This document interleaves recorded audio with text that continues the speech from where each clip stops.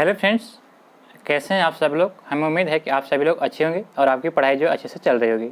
दोस्तों, इसमें जो है हम आज आप लोगों के लिए जो है बीपीएससी प्राथमिक शिक्षा का जो है यूटेरिया का जो है प्रैक्टिस सेट नंबर 6 को डिस्कस करेंगे। इससे पहले कि आप सेट अभी तक नहीं देखें तो आप हमारे चैनल पर जाकर उस सेट को जरूर देखें। यह सेट आपके लिए बहुत महत्वपूर्ण होने वाले हैं। तो चलिए दोस्तों, आज के हम सेट को शुरू करते हैं। अगर आपको यह वीडियो पसंद आया तो हमारे चैनल को सब्सक्राइब करना ना भूलें और बेल आइकन नोटिफिकेशन को ऑन कर लें और वीडियो को लिंक को दोस्तों के साथ ग्रुप में शेयर जरूर करिएगा। हमारा आज का प्रश्न दिया है कि 1759 में बेदरा की प्रसिद्ध लड़ाई अंग्रेजों के खिलाफ लड़ी गया था। तो यह जो अंग्रेजों के खिलाफ किसने लड़ा था, तो यह लड़ा था डचों ने। डचों और अंग्रेजों के बीच जो है यह 1759 में जो है बेदरा की लड़ाई हुआ था। ऑप्शन नंबर जो सी इसका राइट आंसर होगा, जिसमें क्या हुआ था कि डच जो है यह पराजित हो गया था और अंग्रेज जीत गए थे। तो ऑप्शन नंबर सी इसका राइट आंसर हो जाएगा। राजनीतिक छोड़ने वाले पुदुचेरी में सेवानिवृत्ति होने और वहां का एक आश्रम स्थापित करने वाले नेता कौन थे। तो राजनीतिक छोड़ने वाले और पुदुचेरी में सेवानिवृत्ति होने वाले एक आश्रम स्थापित करने वाले नेता कौन थे, तो उस नेता का नाम था श्री अरविंद घोष। ऑप्शन नंबर 4 इसका राइट आंसर होगा। ऑप्शन नंबर 4 इसका राइट आंसर हो जाएगा। अगला प्रश्न है कि स्वामी विवेकानंद रामकृष्ण मिशन की स्थापना कब किए थे। तो स्वामी विवेकानंद के द्वारा जो है यह 1897 में जो है यह रामकृष्ण मिशन की स्थापना किया गया था।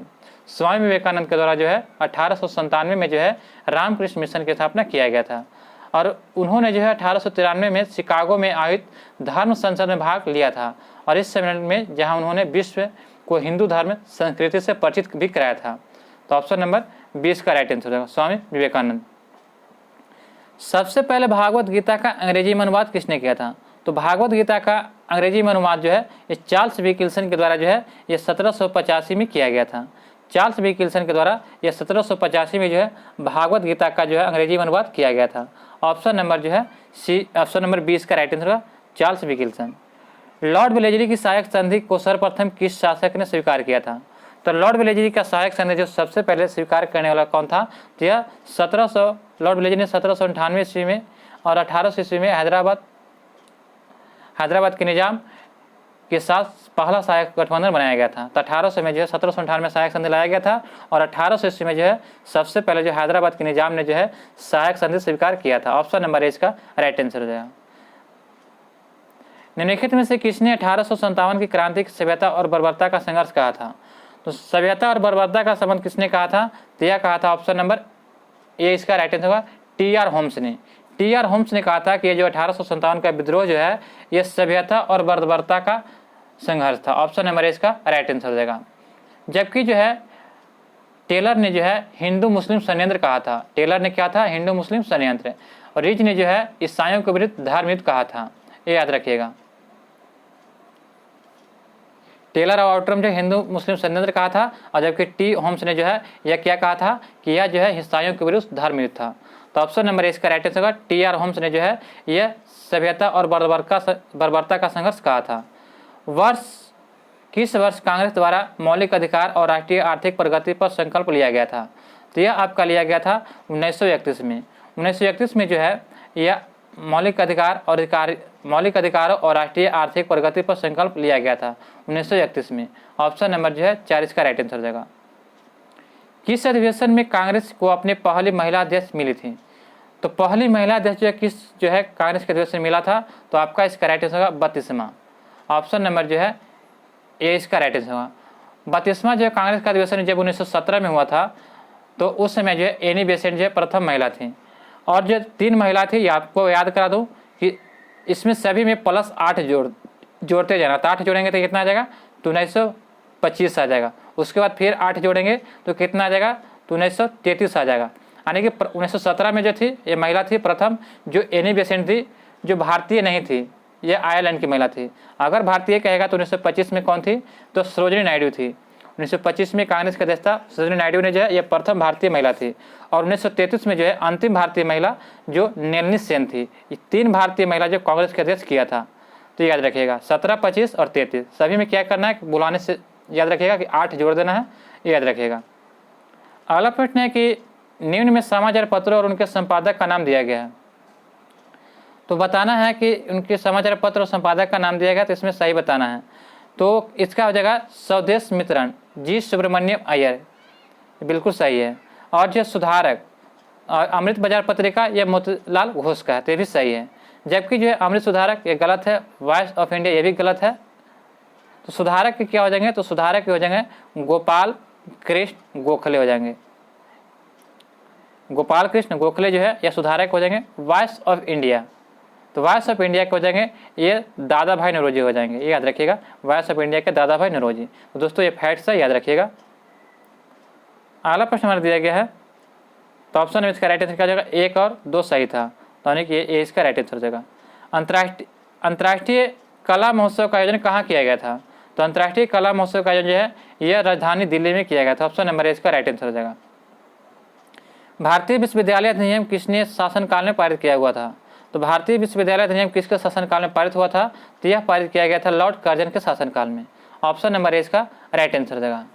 लॉर्ड कर्जन के शासनकाल में जो है भारतीय विश्वविद्यालय अधिनियम यह जो है पारित हुआ था। ऑप्शन नंबर ए इसका राइट आंसर होगा। अफगानिस्तान के प्रति आक्रामक नीति का पालन करने वाला वायसराय कौन था, तो अफगानिस्तान के प्रति जो है आक्रामक नीति पालन करने वाला वायसराय का नाम क्या था, तो लॉर्ड लिटन था। ऑप्शन नंबर 20 का राइट आंसर हो जाएगा। विलियम बेंटिक द्वारा सत्य प्रथा को अवैध किस वर्ष घोषित किया गया था, तो यह जो विलियम बेंटिक के द्वारा 1829 में जो है सत्य प्रथा का जो अवैध घोषित करके जो है यह समाप्त कर दिया था राजाराम मोहन राय के सहयोग से। ऑप्शन नंबर 30 का राइट आंसर हो जाएगा। जालियांवाला बाग हत्याकांड निम्नलिखित में से किससे संदर्भित करता है, तो जालियांवाला बाग हत्याकांड जो है यह रॉलेट सत्याग्रह से संबंधित है। यह जो है 13 अप्रैल 1919 को हुआ था, कहाँ, तो पंजाब के अमृतसर में। महात्मा गांधी ने सबने अवज्ञा आंदोलन कहाँ से शुरू किया था, तो सबने अवज्ञा आंदोलन जो है ये नमक कानून को तोड़कर जो है डांडी से शुरू किया था। डांडी में जो है महात्मा गांधी, इसका राइट आंसर क्या हो जाएगा, तो महात्मा गांधी सबने अवज्ञा आंदोलन कहाँ से शुरू किया था, तो आपका इसका राइट आंसर होगा 12 मार्च 1930 को जो महात्मा गांधी गुजरात के जो साबरमती से डांडी तक की यात्रा के दौरान जो है यह नमक कानून तोड़ने के बाद सबने अवज्ञा आंदोलन का शुरुआत किया था साबरमती से। ऑप्शन नंबर 30 का राइट आंसर हो जाएगा। स्वदेशी आंदोलन के दौरान राजनीतिक स्वतंत्रता एक राष्ट्र का जीवक रक्त है का नारा किसने दिया था, तो स्वदेशी आंदोलन के दौरान जो है राजनीतिक स्वतंत्रता का एक राष्ट्र का जीवन रक्त है का नारा यह दिया था किसने, तो अरविंद घोष ने। ऑप्शन नंबर इसका राइट आंसर देगा। सुभाष चंद्र बोस ने किस देश में आज़ाद हिंद रेडियो की शुरुआत किया था, तो आज़ाद हिंद रेडियो की शुरुआत जो है सुभाष चंद्र बोस के द्वारा जो है जर्मनी में किया गया था। ऑप्शन नंबर 20 का राइट आंसर होगा। 1942 में सुभाष चंद्र बोस ने जर्मनी में आज़ाद हिंद रेडियो की शुरुआत किया था, कब, तो 1942 में। खिलाफत आंदोलन का नेतृत्व किसने किया था, तो खिलाफत आंदोलन का नेतृत्व जो है यह मोहम्मद अली और शौकत अली दो भाइयों ने किया था। तो ऑप्शन नंबर 6 का राइट आंसर होगा। यह 1919 से जो है 1920 तक जो है खिलाफत आंदोलन शुरू किया गया था। यह मोहम्मद अली और शौकत अली के नेतृत्व में भारतीय मुसलमानों का एक आंदोलन था। ऑप्शन नंबर जो है 6 का राइट आंसर हो जाएगा। गांधी के कांग्रेस पार्टी की सदस्यता से इस्तीफा कब दिए थे, तो गांधी जी ने कांग्रेस पार्टी के सदस्यता से इस्तीफा कब दिए थे, तो यह दिए थे 1934 में। ऑप्शन नंबर जो है इसका राइट आंसर हो जाएगा। कांग्रेस के अन्य बुद्धिजीवियों ने 1934 में जब गांधी जी का मतभेद शुरू हो गया था तब उन्होंने कांग्रेस से इस्तीफा दे दिया था। ऑप्शन नंबर ए इसका राइट आंसर होगा। किस आंदोलन के दौरान नरमपंथियों और गर्मपंथियों के बीच पहला विभाजन हुआ था, तो पहला विभाजन देखा जाए तो यह हुआ था ऑप्शन नंबर ए स्वदेशी आंदोलन के दौरान। ऑप्शन नंबर ए इसका राइट आंसर होगा। स्वदेशी आंदोलन के दौरान जो है यह नरमपंथी और गर्मपंथियों के बीच पहला विभाजन हुआ था। सूरत अधिवेशन में जो 1907 में गर्मपंथी विचारधारा के सदस्य लाला लाजपत राय तिलक और कांग्रेस अध्यक्ष बनाना चाहते थे, लेकिन नरमपंथी विचारधारा के कांग्रेसी सदस्य जो थे यह रास बिहारी बोस को कांग्रेस के अध्यक्ष बनाना चाहते। इसी के लिए जो है यहाँ पे जो है विद्रोह हो गया था और नरम दल और गर्म दल जो दो भागों में बट गया था। ऑप्शन नंबर जो इसका राइट आंसर हो जाएगा। बरदौली सत्याग्रह कब शुरू किया गया था, तो बरदौली सत्याग्रह जो है 1928 में जो शुरू किया गया था। ऑप्शन नंबर इसका राइट आंसर हो जाएगा। बरदौली सत्याग्रह जो है यह 1928 में शुरू किया गया था। ऑप्शन नंबर इसका राइट आंसर हो जाएगा। निम्नलिखित का मिलान करें और नीचे विकल्पों को सही चुनना है, तो यहाँ पे आपको मिलान करना है। तो यहाँ पे जो है हड़प्पा, तो हड़प्पा की खोज किसने किया था, तो सभी लोग जानते हैं कि हड़प्पा की खोज जो है यह दयाराम साहनी के द्वारा किया गया था, यानी कि सी हो जाएगा। लोथल की खोज जो है किसने किया था, तो लोथल की खोज जो है यह किसके द्वारा किया गया था। और यहाँ पे जो कालीबंगा, तो कालीबंगा जो हो जाएगा ये आपका तो आर एस बिस्ट 5 में है, RS बिस्ट हो जाएगा। और आलमगीरपुर, तो आलमगीर की जो है यह YD शर्मा के द्वारा खोज किया गया था, यानी कि 1 हो जाएगा। धौलावीरा जो है यह जो है आपका RS बिष्ट के द्वारा खोज किया गया था, RS बिष्ट के द्वारा। यहाँ पे राव दिया गया है तो इसका भी हो जाएगा RS बिष्ट। और जो है क्लोथल जो है यह अमलनाथ, फिर से देखते दोस्तों, यहाँ पे दिया गया है कि हड़प्पा की खोज, तो हड़प्पा की खोज जो है यानी कि 1 का हो जाएगा C, दयाराम साहनी ने। लोथल की खोज किसने किया था, तो RS बिष्ट ने किया था। और जो है कालीबंगा की खोज किसने किया था, तो अमलनाथ घोष ने किया था। आलमगीर पीर की खोज किसने किया था, तो आलमगीर पीर की खोज किया था YD शर्मा। और धौलावीरा की खोज किसने किया था, तो SR राव ने किया था। तो आपका इसका राइट आंसर होगा ऑप्शन नंबर B हो जाएगा। अजातशत्रु के वंश का नाम क्या था, तो अजातशत्रु जो था यह किस वंश का था, तो हर्यक वंश के।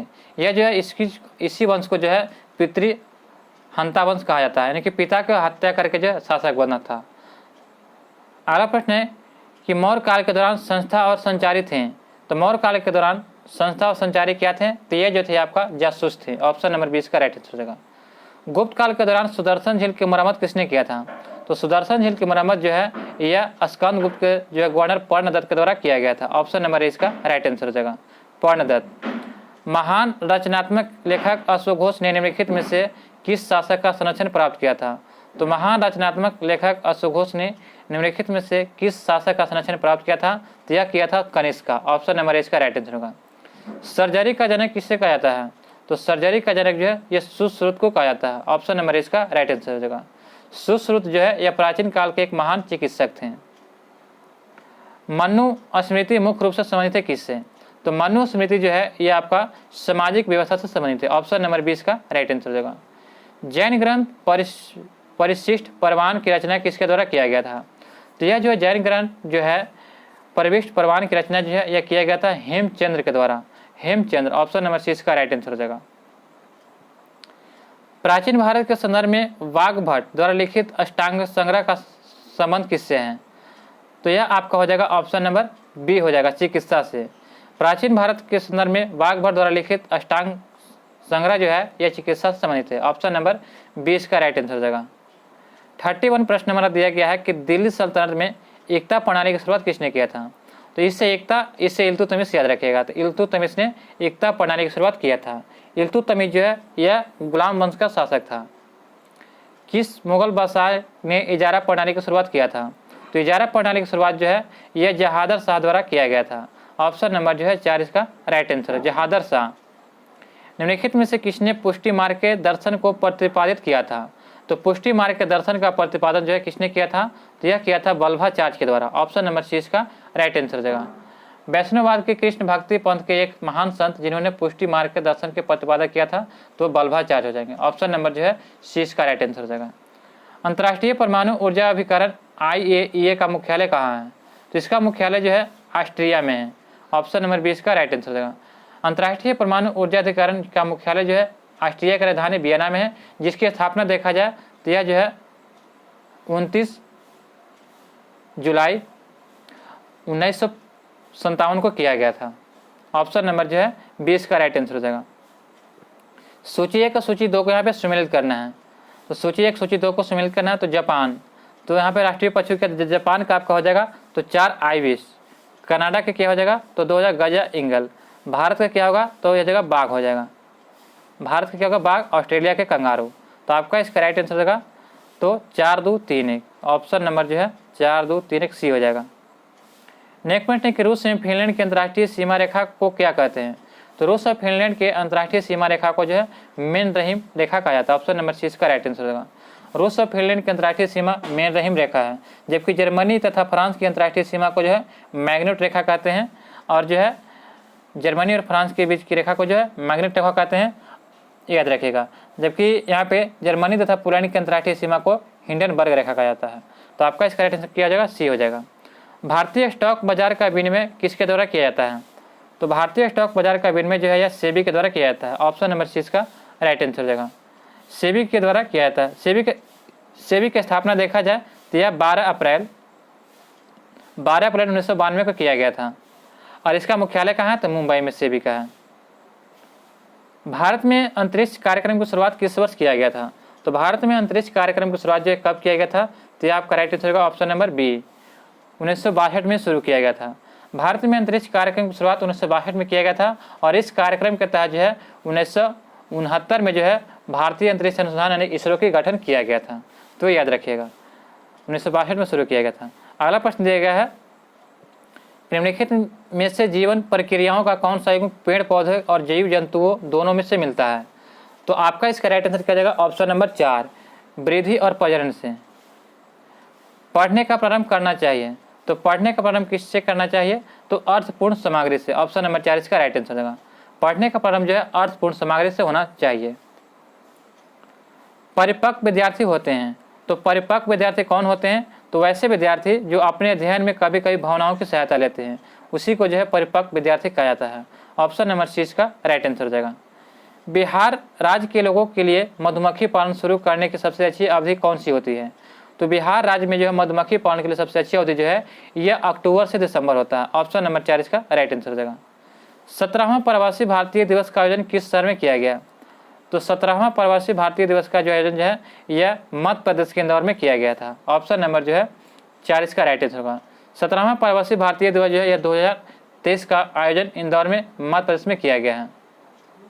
अगला प्रश्न दिया गया है कि चालू वर्ष 2023 को निम्नलिखित में से किस रूप में जाना जा रहा है? तो चालू वर्ष 2023 को जो निम्नलिखित में से किस रूप में मनाया जा रहा है? तो दोस्तों यह जो है मोटे अनाजों के लिए अंतर्राष्ट्रीय वर्ष के रूप में मनाया जा रहा है। हाल ही में न्यूजीलैंड के नए प्रधानमंत्री के रूप में किसे चुना गया है? तो न्यूजीलैंड के दोस्तों बता दूं कि यह जो नए प्रधानमंत्री के रूप में जो है ऑप्शन नंबर सी हो जाएगा, क्रिस हिपकिंस को चुना गया है। न्यूजीलैंड के नए प्रधानमंत्री क्रिस हिपकिंस को चुना गया है। ऑप्शन नंबर जो है सी इसका राइट आंसर देगा। प्रित्जर आर्किटेक्चर पुरस्कार 2023 किसने जीता है? तो प्रित्जर आर्किटेक्चर पुरस्कार 2023 में जो है ये जीतने वाले व्यक्ति हैं David Alan Chipperfield. Option number 20 का राइट आंसर होगा। डेविड एलन चिपरफील्ड को जो है द प्रित्जर आर्किटेक्चर पुरस्कार 2023 के लिए चुना गया है। यह पुरस्कार जो अंतर्राष्ट्रीय स्तर पर वास्तुकला के सर्वोच्च सम्मान के लिए दिया जाता है। ऑप्शन नंबर 20 का राइट आंसर हो जाएगा। भारतीय सेना ने किस कैंट में पहला 3D प्रिंटेड घर का उद्घाटन किया गया है? तो भारतीय सेना के द्वारा जो है 3D जो है प्रिंटेड कहाँ शुरू किया गया है? तो यह गुजरात के अहमदाबाद में। ऑप्शन नंबर ए इसका राइट आंसर हो जाएगा। निम्न में से कौन सा विकल्प सही सम्मिलित नहीं है? तो सही सम्मिलित नहीं है तो आपको यहाँ पे बताना है। तो त्रिशूर पूरम उत्सव तमिलनाडु का है, खारची उत्सव जो है मणिपुर का है, तुराग उत्सव यह अरुणाचल प्रदेश का, यह गलत है। तुराग उत्सव जो है यह अरुणाचल प्रदेश का, यह गलत है। जबकि परशुराम कुंड महोत्सव यह छत्तीसगढ़ का है। तो यहाँ पे सही सम्मिलित है। तो दोस्तों यहाँ पे देखिए, यहाँ पे देखिए सही सम्मिलित सुनना है दोस्तों। तो त्रिशूल पुरुष महोत्सव जो है तमिलनाडु का नहीं बल्कि कहाँ का है? तो यह केरल का हो जाएगा। कहाँ का? केरल का हो जाएगा। और खांची उत्सव जो है यह आपका त्रिपुरा का है।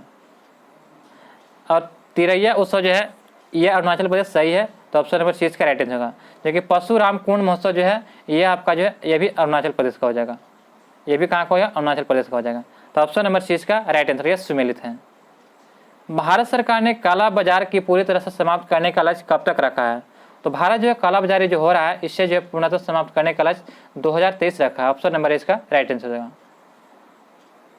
वर्तमान में भारतीय बीमा नियामक और विकास प्राधिकरण IRDAI के अध्यक्ष कौन है? तो इसके अध्यक्ष जो है देबाशीष पांडा है। देबाशीष पांडा जो है यह वर्तमान में जो है भारतीय बीमा नियामक और विकास प्राधिकरण के अध्यक्ष हैं। ऑप्शन नंबर 20 का राइट आंसर हो जाएगा। 51 प्रश्न नंबर दिया गया है कि मस्तिष्क का कौन सा भाग शरीर का संतुलन बनाए रखता है एवं ऐच्छिक पेशियों के संकोचन पर नियंत्रण रखता है? तो यह आपका जो सेरेब्रम हो जाएगा, सेरेबेलम। सेरेबेलम जो होता है यह मस्तिष्क का वह भाग है जो संतुलन बनाए रखता है एवं ऐच्छिक मांसपेशियों को संकोचन पर नियंत्रण रखता है। ऑप्शन नंबर इसका 20 का राइट आंसर हो जाएगा। निम्नलिखित में से परिसंचरण तंत्र का अंग नहीं है? तो परिसंचरण तंत्र का अंग जो है यह बड़ी आंत नहीं होता। ऑप्शन नंबर जो है 4 इसका राइट आंसर होगा। परिसंचरण तंत्र वे तंत्र होते हैं जो शरीर में कोशिकाओं के बीच पोषक तत्वों का संचरण करते हैं, जैसे कि रक्त, धमनी और हृदय। सरसों किस कुल का पौधा है? तो सरसों जो है यह सभी लोग जानते हैं कि यह किस कुल का पौधा, तो आपका इसका राइट आंसर होगा ये कुरेसी फेरी का। ऑप्शन नंबर इसका राइट आंसर। सरसों जो है मूल सरसों, मूली, शलजम या जो कुर्सी फेरी फूल का पौधा है। ऑप्शन नंबर इसका राइट आंसर हो जाएगा। मनुष्य में पुरुषों के यौन गुणसूत्रों में कौन सा समूह होता है? तो पुरुषों में बता दूं आपको कि जो है कौन सा क्रोमोसोम होता है, तो XY होता है। XY जो होता है पुरुषों में क्रोमोसोम होता है, जबकि महिलाओं में सिर्फ क्या होता है, तो XX होता है, ये याद रखिएगा। पौधे में लचीलापन किस ऊतक के कारण होता है? तो पौधे में लचीलापन जो है यह कोलेरेकाइमा ऊतक के कारण होता है। ऑप्शन नंबर इसका राइट आंसर हो जाएगा, कोलेरेकाइमा। नेक्स्ट प्रश्न है कि निम्नलिखित में से कौन सा पदार्थ कोशिका में अधिक मात्रा में पाया जाता है? तो कोशिका में सबसे अधिक मात्रा में जो है यह जल पाया जाता है। ऑप्शन नंबर जो है 20 का राइट आंसर हो जाएगा। कोशिका में सबसे अधिक मात्रा में जो है जल पाया जाता है, यह याद रखिएगा। निम्नलिखित में से श्वसन तंत्र का हिस्सा कौन सा है? तो श्वसन तंत्र का हिस्सा कौन है? तो वायु कोष्ठ, एल्वियो, कंठ नली, श्वास नली, ये सभी हो जाएगा, इनमें से सभी। एक अंतरिक्ष यान पृथ्वी के सापेक्ष उच्च गति की यात्रा कर रहा है। अंतरिक्ष यान पर एक घड़ी पृथ्वी पर एक घड़ी की तुलना में धीमी गति से चलती हुई प्रतीत होती है। तो निम्नलिखित में से कौन सा इस घटना से व्याख्या करता है? तो यह व्याख्या करेगा आपका समय सापेक्ष और प्रेक्षक की गति पर निर्भर करता है। ऑप्शन नंबर इसका राइट आंसर हो जाएगा। दोस्तों, आपको यह वीडियो पसंद आ रहा हो तो हमारे चैनल को सब्सक्राइब करें और बेल आइकन नोटिफिकेशन को ऑन कर लें, और वीडियो को जो है लिंक को दोस्तों के साथ ग्रुप में शेयर करें और लाइक करना ना भूलें। बस इतना आपसे रिक्वेस्ट है। किसी वस्तु पर लगने वाले बल को मापने के लिए निम्नलिखित में से किस यंत्र का प्रयोग करते हैं? तो किसी भी वस्तु पर लगने वाले बल को मापने के लिए जो है कमानीदार तुला यानी तराजू का उपयोग करते हैं। जैसे ही देखते हैं कि तराजू पर हम कोई सामान रखते हैं तो क्या होता है, उस पर बल लगता है। तो बल लगने के कारण क्या होता है कि कमानीदार तुला वो क्या होता है कि ऊपर की ओर उठ जाता है कि कितना इस पर बल लगाया जा रहा है, ये याद रखिएगा। अगला प्रश्न दिया गया है कि निम्नलिखित में से कौन गुरुत्वाकर्षण बल और दूरी के बीच संबंध है?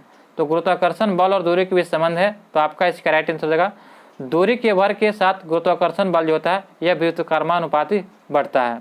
ऑप्शन नंबर सी इसका राइट आंसर हो जाएगा। दूरी के वर्ग के साथ गुरुत्वाकर्षण बल व्युत्क्रमानुपाती बढ़ता है। अल्कोहल थर्मामीटर का आविष्कार किसने किया था? तो अल्कोहल थर्मामीटर का आविष्कार जो किसने किया था, तो आपको इसको बता दो कि इसके में से कोई नहीं हो जाएगा, इनमें से कोई नहीं। अल्कोहल थर्मामीटर का आविष्कार जो 18वीं सदी में हुआ था, जो जर्मन भौतिक वैज्ञानिक डेनियल ग्रेवियल फारेनहाइट के द्वारा किया गया था। तो ऑप्शन इसमें से कोई नहीं है, डेनियल ग्रेवियल फारेनहाइट के द्वारा जो है यह 18वीं सदी की शुरुआत में किया गया था। नेक्स्ट प्रश्न हमारा दिया गया है दोस्तों कि वाहनों के साइड मिरर के रूप में निम्न में से किस दर्पण का प्रयोग करते हैं? तो यहाँ पे साइड मिरर के रूप में आप बचपन से पढ़ते आ रहे हैं कि जो है यह किसका प्रयोग करते हैं, तो उत्तल दर्पण का। ऑप्शन नंबर 20 का राइट आंसर होगा। अगर हेडलाइट में रहता तो कौन सा होता, तो अवतल दर्पण। हेडलाइट में अवतल दर्पण, लेकिन साइड मिरर में उत्तल दर्पण। और जो उत्तल दर्पण का प्रयोग कहाँ करते हैं, तो तीखी मोड़ पर उत्तल दर्पण का प्रयोग करते हैं, ताकि उधर से वाहनों की पता चल सके कि वाहन किस गति से और किस दिशा से आ रही है। आवृत्ति और तरंग दैर्घ्य के बीच संबंध के बारे में निम्नलिखित में से कौन सा कथन सत्य है? तो यहाँ पर सत्य कथन बताना है। तो आवृत्ति और तरंग दैर्घ्य व्युत्क्रमानुपाती होता है, दोनों क्या होता है, व्युत्क्रमानुपाती होता है। ऑप्शन नंबर इसका राइट आंसर हो जाएगा। एक इंसुलेटर की विद्युत प्रतिरोधकता क्या होती है? तो एक इंसुलेटर की विद्युत प्रतिरोधकता जो होती है यह क्या होगा, तो आपका उच्च हो जाएगा। ऑप्शन नंबर 20 का राइट आंसर हो जाएगा। निम्न कथनों में सबसे भारी धातु कौन सा है? तो निम्न कथनों में सबसे भारी धातु कौन हो जाएगा, तो ऑप्शन नंबर जो है राइट आंसर होगा सी, प्लैटिनम जो है यह सबसे भारी धातु है। इसका जो डेंसिटी देखा जाए तो 21.45 ग्राम मीटर की होता है, याद रखिएगा। अगला प्रश्न दिया गया है कि आक्सीकारक निम्न में से कौन होते हैं? तो आक्सीकारक जो होते हैं वह एक से इसमें से अधिक हो जाएगा। तो आक्सीकारक जो है किसी रासायनिक प्रक्रिया में शामिल वह पदार्थ होता है जो आक्सीकरण की प्रक्रिया में सहायक होता है। तो आक्सीकरण की प्रक्रिया में सहायक होता है और जो विद्युत ऋणात्मक अवयव प्रदान करता है, और जो है तो आपका इसका राइट आंसर क्या हो जाएगा, तो एक से अधिक हो जाएगा। Option number 4। निम्नलिखित में कौन सा तत्व हैलोजन श्रेणी का तत्व है? तो हैलोजन श्रेणी का तत्व कौन हो जाएगा, तो इनमें से सभी हो जाएगा। आयोडीन, क्लोरीन और ब्रोमीन, ये सभी जो है हैलोजन श्रेणी का तत्व है। हाइड्रोजन बम बनाने में निम्नलिखित में से किस विधि का उपयोग किया जाता है? तो हाइड्रोजन बम बनाने में जो है यह नाभिकीय संलयन का प्रयोग करते हैं। ऑप्शन नंबर इसका राइट आंसर होगा, नाभिकीय संलयन का। निम्नलिखित में से पृथ्वी का सबसे भारी धातु कौन सा है? तभी हमने देखा कि पृथ्वी का सबसे भारी धातु कौन सा हो जाएगा, तो आपका इसका राइट आंसर क्या हो जाएगा, तो option number C osmium. Osmium जो है यह पृथ्वी का सबसे भारी धातु है। पृथ्वी पर पाया जाने वाला सबसे भारी धातु ओस्मियम है, जो लेड धातु से 2 गुना भारी है। ओस्मियम आवर्त सारणी में समूह जो है 8b के तत्व हैं। ऑस्मियम भी जो है प्लेटिनम परिवार का सदस्य है। इससे भी 5 अन्य तत्व शामिल हैं, जैसे कि रुथेनियम हो गया, रोडियम, प्लेटिनम, इरिडियम और जो है प्लेटिनम आदि है। तो ऑप्शन नंबर सी इसका राइट आंसर होगा। निम्नलिखित में से किसमें जो है लैक्टिक एसिड उपस्थित होता है, तो लैक्टिक एसिड को इसमें उपस्थित होता है, तो सभी लोग जानते हैं कि यह दूध में होता है, दही में होता है। तो ऑप्शन नंबर 20 का राइट आंसर हो जाएगा।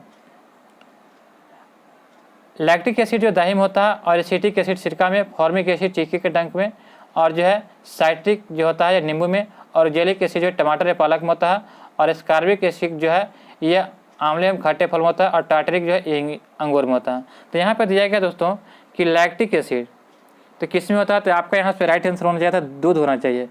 क्या दूध। दही में जो लगता है कि ब्यूटेरिक एसिड होता है, तो ऑप्शन नंबर सी इसका कर लीजिएगा। यहाँ पे आंसर यहाँ पे गलत है, तो ऑप्शन नंबर सी इसका राइट आंसर हो जाएगा।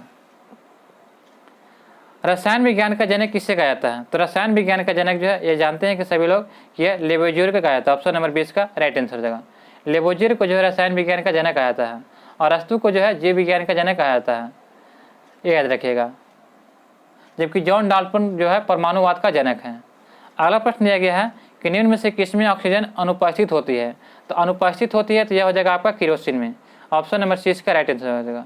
मिट्टी का तेल जो होता है यानी केरोसिन जो है इसमें ऑक्सीजन अनुपस्थित रहता है। ऑप्शन नंबर सी इसका राइट आंसर हो जाएगा। निम्न में से किस संविधान संशोधन अधिनियम द्वारा पुदुचेरी के निर्वाचित सदस्यों को राष्ट्रपति के निर्वाचन में शामिल किया जाता है, तो यह आपका शामिल किया जाता है 70वें संविधान संशोधन अधिनियम के तहत। ऑप्शन नंबर ए इसका राइट आंसर हो जाएगा। 70वें संविधान संशोधन अधिनियम जो है यह कब हुआ था, तो 1992 के द्वारा जो है केंद्र शासित प्रदेश पुदुचेरी और दिल्ली से निर्वाचित सदस्यों को राष्ट्रपति के चुनाव के लिए निर्वाचक मंडल में शामिल किया गया था। अनुच्छेद 54 के तहत राष्ट्रपति के निर्वाचक से संबंधित प्रावधान दिया गया है। तो ऑप्शन नंबर इसका राइट आंसर हो जाएगा।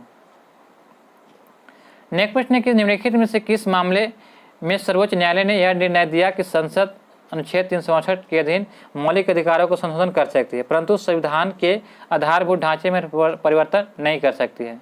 तो यह कहा गया था केशवानंद भारती बनाम केरल में। ऑप्शन नंबर इसका राइट आंसर हो जाएगा।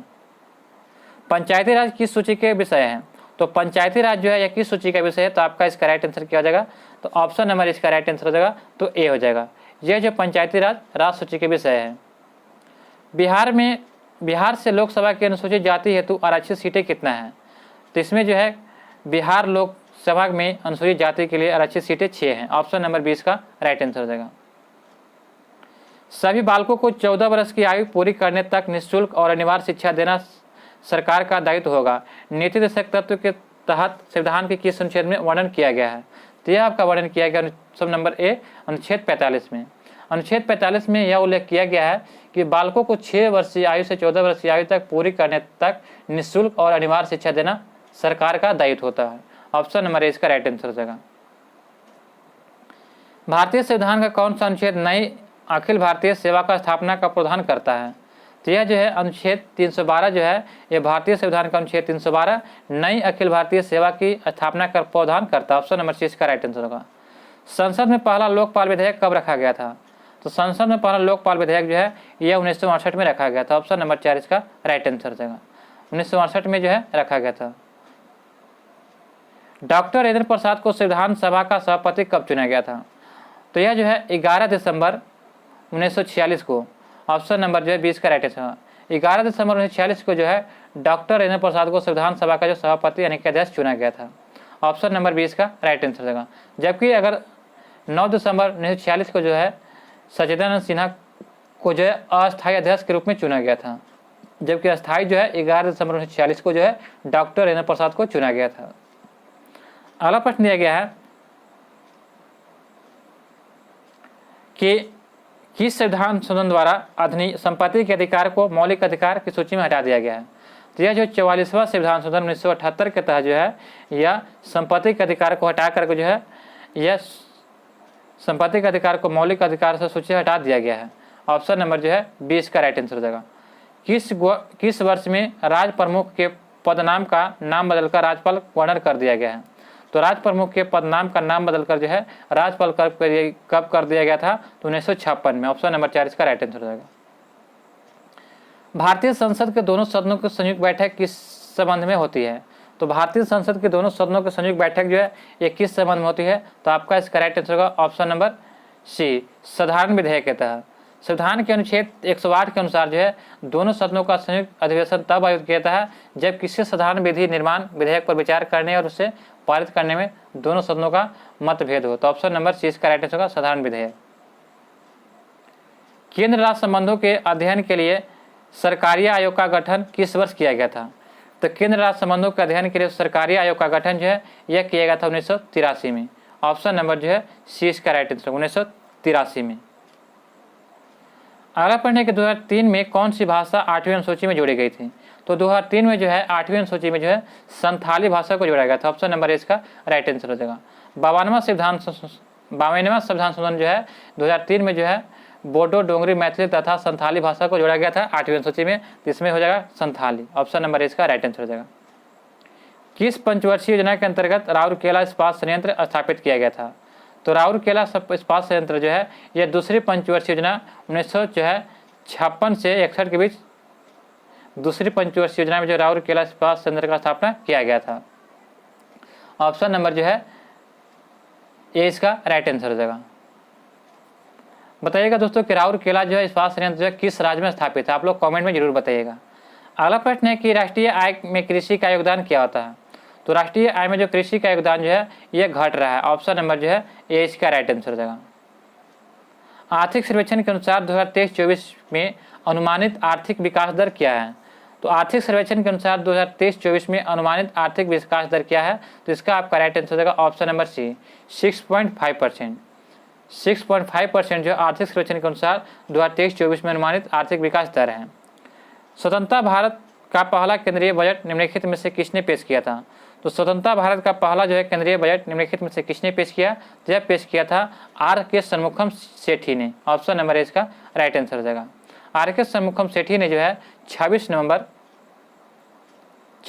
जो है 1947 को जो है स्वतंत्र भारत का पहला केंद्रीय बजट पेश किए थे। ऑप्शन नंबर जो है इसका राइट आंसर हो जाएगा। भारत में आधुनिक चीनी उद्योग की शुरुआत कहाँ हुआ था? तो भारत में आधुनिक चीनी उद्योग की शुरुआत जो है यह बिहार में किया गया था। ऑप्शन नंबर 20 का राइट आंसर हो जाएगा।